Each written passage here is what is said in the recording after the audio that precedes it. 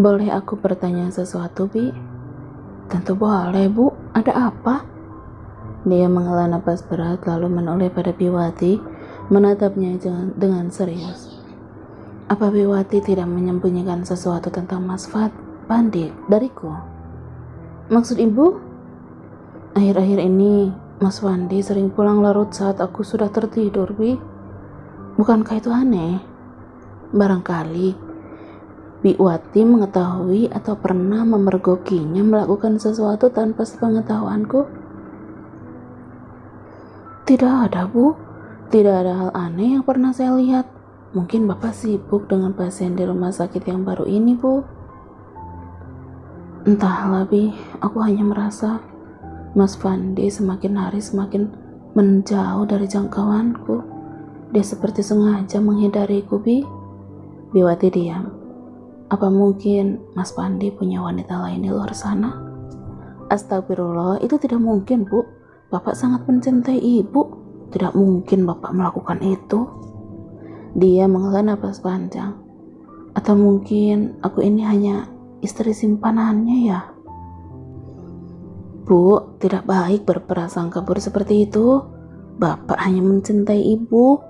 Saya tahu betul Bapak orang yang seperti apa. Saya udah bertahun-tahun bekerja dengan beliau.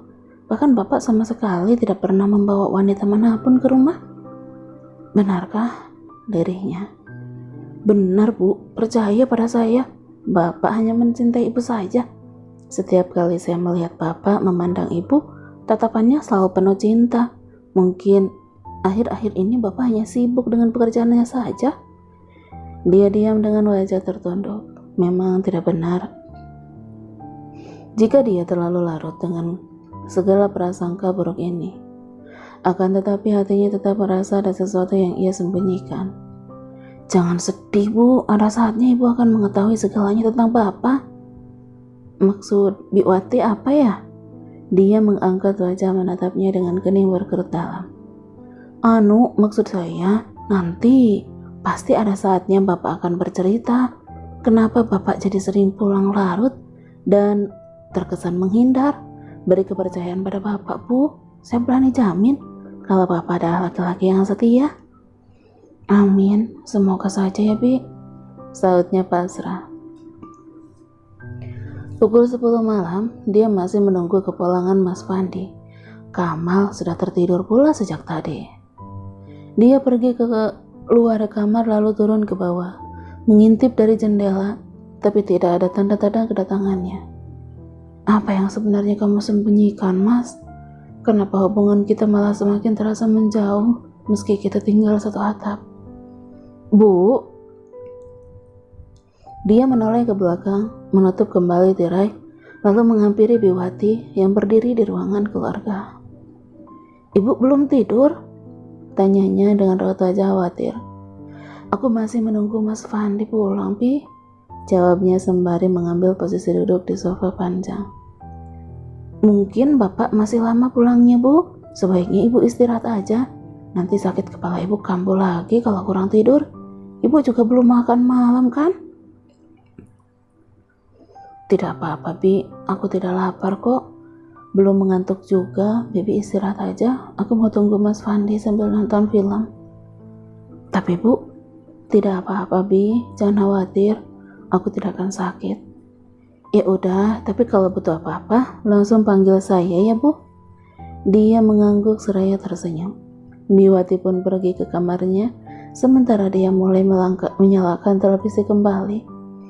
Film aksi tengah diputar di salah satu channel, tapi pikirannya malah tidak bisa fokus, sibuk memikirkan apa yang sedang dilakukan Mas Pandi di luar sana. Dia takut apa yang menjadi dugaannya selama ini benar adanya. Bagaimana kalau ternyata Mas Pandi sungguh memiliki wanita lain? Membayangkannya saja sudah sangat sakit. Berjam-jam lamanya dia menunggu sendirian, tapi Mas Pandi tidak kunjung datang. Meski jarum jam sudah menunjukkan pukul tengah malam lewat. Rasa kantuk pun sudah tidak tertahankan lagi. Dia memilih berbaring di sofa saat punggung mulai terasa pegal, hingga tanpa sadar dia pun terlelap. Mata terbuka perlahan saat mendengar gemercik air. Baru menyadari ternyata dia sudah berada di kamar. Dia bangun lalu duduk di tepi ranjang sembari mengucek mata. Mas Fandi keluar kamar mandi, melempar senyum kepadanya lalu berjalan menuju lemari dan mengambil kaos hitam polos. Jam berapa Mas pulang? Tanyanya sembari berjalan menghampiri Mas Fandi. Baru aja, maaf ya udah membuatmu menunggu lama. Harusnya kamu tidak perlu menungguku sampai tertidur di luar seperti tadi. Itu, tidur aja duluan dengan Kamal. Mana bisa aku tidur tenang kalau Mas belum pulang? Jawabnya pelan lalu berjalan melewatinya dan pergi menuju dapur. Mas Fandi menyusul, lalu duduk sembari mengamatinya yang tengah membuatkannya susu. Minumlah, ucapnya lembut sembari menyodorkan gelas susu kepadanya. Terima kasih. Mas Fandi tersenyum, lalu meneguk susunya sampai habis. Dia mengambil kembali gelas kotor itu dan langsung mencucinya. Setelahnya dia berniat pergi ke kamar, tapi Mas Fandi mencekal pergelangan tangannya. Kenapa? Tanyanya dengan tatapan menyelidik. Kenapa apanya, Mas? Kamu terlihat sedih. Apa aku membuat kesalahan? Tanyanya sembari beranjak bangun. Tidak ada, Mas. Aku hanya sedang bad mood aja. Dia tersenyum tipis. Sebaiknya kita istirahat aja, Mas. Udah larut malam juga. Ucapnya sembari melepaskan cekelannya perlahan. Lalu melanjutkan langkah menuju kamar. Dia tidak langsung tidur, tapi pergi berwudu untuk menunaikan sunnah 2 rakaat. Kamal terbangun, bergegas dia memberikannya ASI hingga dia tertidur pulas kembali di box bayi. Sampai sekarang Mas Fandi belum masuk ke kamar ini lagi. Dia berniat mengeceknya keluar, namun langkahnya terhenti di pembatas saat melihat ia tengah menelpon seseorang di bawah sana dengan posisi membelakanginya. Dari gelagatnya, dia terlihat tengah membahas sesuatu yang serius. Mas Fandi bahkan terlihat sesekali meremas rambut tebalnya. Dia menghela napas berat saat merasakan sesak memenuhi rongga dada. Meski semua ini baru dugaan saja, tapi hatinya sudah sangat sakit dan sesak, bahkan ingin menangis.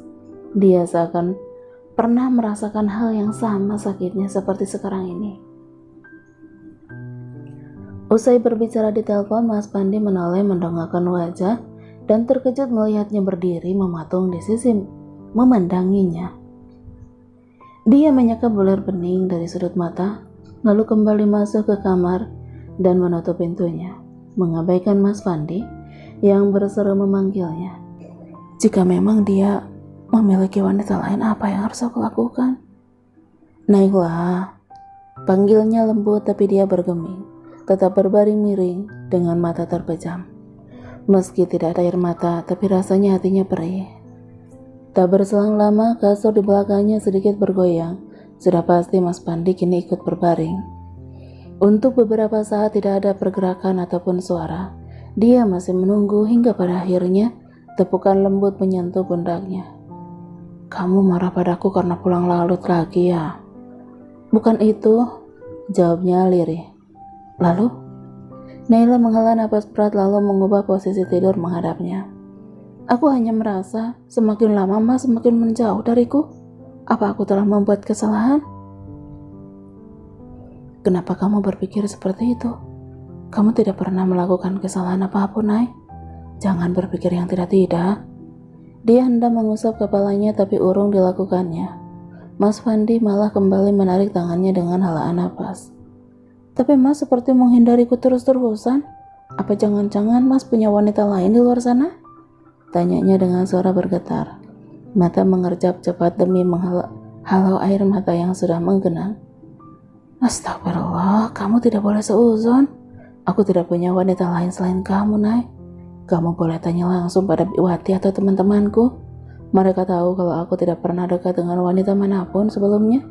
Baru kali ini aku sungguh-sungguh jatuh cinta pada seorang wanita, yaitu kamu. Ucapnya sembari menyeka air matanya dengan jemari. Sudah ya, jangan berpikir negatif lagi. Aku tidak mau sakit kepalamu kambuh. Percayalah, aku tidak akan pernah mengkhianatimu. Tapi, dia menggantungkan kalimatnya. Tapi apa? Tidak apa-apa. Keluarkan saja semua unek-uneknya supaya hatimu lega. Tapi Mas jangan marah ya. Tidak, memangnya kamu mau bilang apa? Ia tersenyum lembut. Apa aku ini istri simpanan Mas Fandi? Mas Fandi terdiam, tapi tidak lama kemudian ia tertawa. Jangan kenceng-kenceng Mas, nanti Kamal bangun, tegurnya. Iya maaf. Mas Fandi menutup mulutnya sendiri. Dengar sayang, istriku itu di dunia ini hanya ya satu, yaitu kamu. Satu saja tidak habis-habis, kenapa harus ada dua istri? Ada istri lainnya? Dia tersenyum sembari mengedipkan sebelah matanya. Naila tidak tersenyum, menghela napas berat sembari menatap pekat matanya, sehingga membuat Mas Fandi terlihat salah tingkah. Kenapa lagi? Masih ada yang lain? Ia tersenyum penuh arti. Lalu kenapa Mas tidak pernah mau menyentuhku? Pertanyaan itu membuat senyuman Mas Fandi lenyap seketika.